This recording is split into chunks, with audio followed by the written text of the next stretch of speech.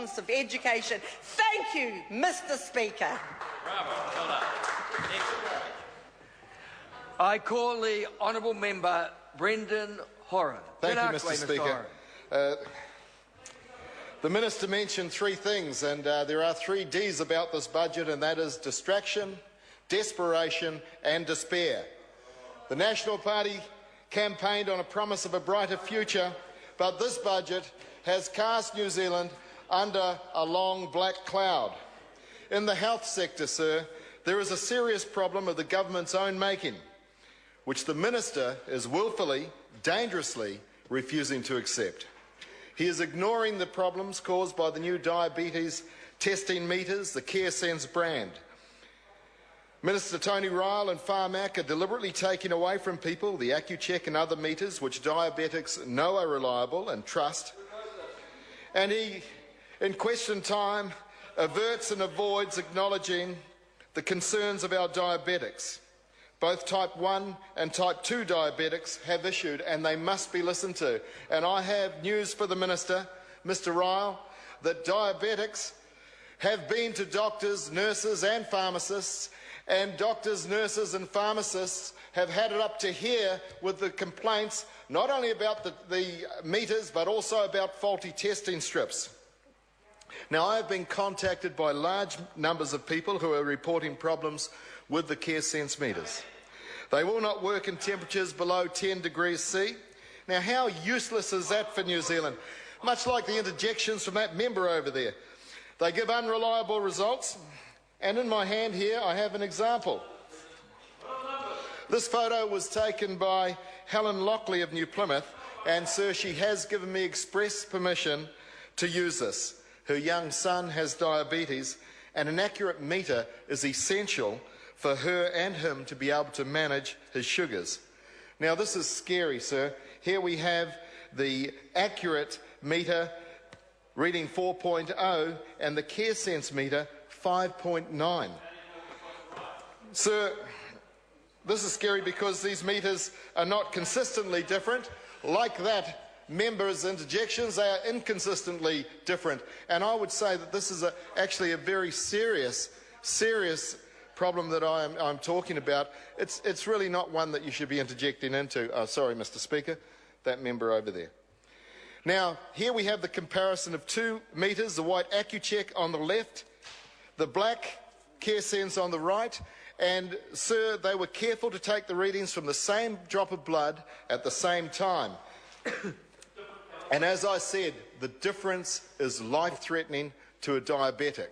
One says reads high, the other reads low. Well, not low, correct, and that person would then be seeking some insulin. Now, we wouldn't tolerate such discrepancies at the supermarket or the service station, would we? And we should not tolerate such discrepancies in people's essential medical services. Order. My left and my right are interjecting on each other. Neither has the floor. If you want to interject on the Speaker, that's fine by me. Sir, Tony Ryle adopts a see no evil, hear no evil approach. He will not acknowledge that there are problems for many type 1 and insulin-dependent diabetics. And as if diabetics didn't have enough problems, here's one that our very own government is creating. There is something wrong, Mr. Ryle. Listen, acknowledge and fix it. It's pretty simple, really. And, sir, I'm very worried that someone will have to die before that minister will listen. Please, Minister Tony Ryle, listen to these Kiwi men, women and children because they are suffering and they are scared. Vote transport. Tauranga residents should not be carrying the burden of a road built to remove large transporters heading to the port of Tauranga. Residents of Tauranga were justified and correct when they called on their council to make the residential streets safe and secure from heavy vehicular movements. Council built Route K as a toll facility. They had little other choice. The traffic modelling at the time supported the road's construction. It has only been most recently, however, that the transporters have begun to appreciate Route K's value financially to them for ease of access and cost efficiencies that Route K provides to the Port of Tauranga. Now, there's little doubt that the Port of Tauranga is strategically perhaps the most critical port in the country.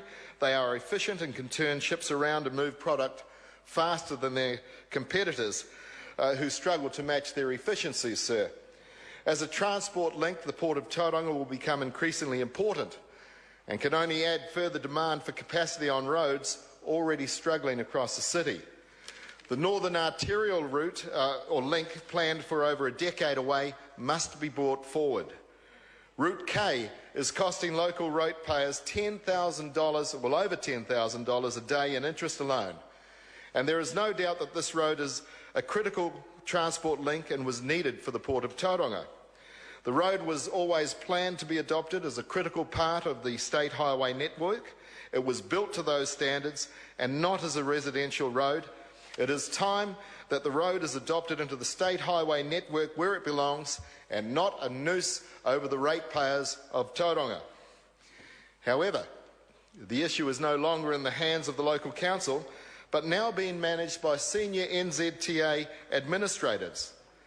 So, be prepared, Tauranga, for an announcement, I imagine close to the election, that the road will join the state network.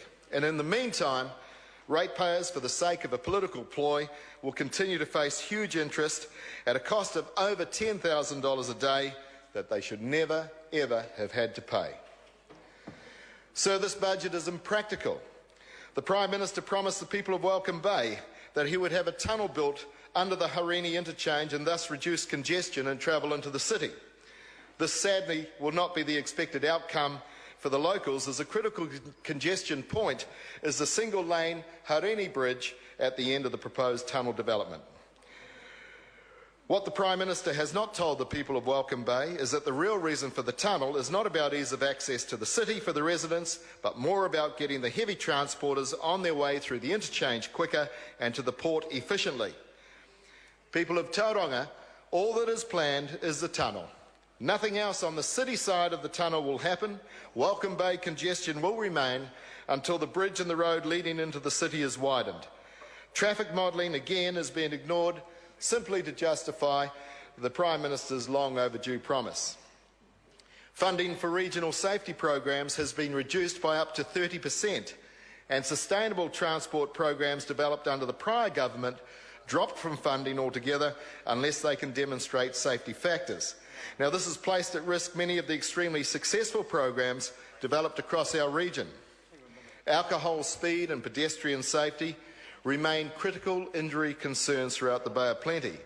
And these, sir, are behaviour issues that can only be managed through robust district education campaigns, and to do that, it requires funding. An additional and critical issue facing city traffic is the intention of the Ministry of Education to pull out of student transportation to school and to transfer student transport across to the public bus network. This is significant for local bus operators and the city as it scrambles to provide safe cycling and walking facilities to cope, but there is real concern with the transport engineers how well the roads will cope with the increase in capacity. And then we turn to the kiwi fruit industry, a significant part of the economy of the Bay of Plenty, great people, great businesses, great employments, great export earner. And it is critical that the government support and, where necessary, fund the recovery of the kiwi fruit industry. It is one of the most important, productive and significant income earners the country has ever seen. That little tasty green goodness is responsible for over 20% of the GDP of the Bay of Plenty. Service providers, contractors and entire communities rely on the success on the industry. Formalisation of the National Pest Management Strategy is the first step, but the government must not take their eyes off the ball. The industry will continue to need support. I will note that the industry plays an important role in exporting. Zespri last year earned over $1.6 billion and one of the few Kiwi brands that resonate around the world, encapsulating what we aspire to on the world stage: quality, innovation, food safety and security. The government must prioritise their focus on taking the best the kiwi fruit has to offer and to apply those principles more broadly across the primary sector so that more industries can escape the commodity trap. As a nation, we must address scale, address distance to market, address investment into research and development, and encourage innovation. and the government must begin to show leadership in this area. Speaker. I call the Honourable Minister Nathan Guy. Mr. Speaker, it's great to be able to make a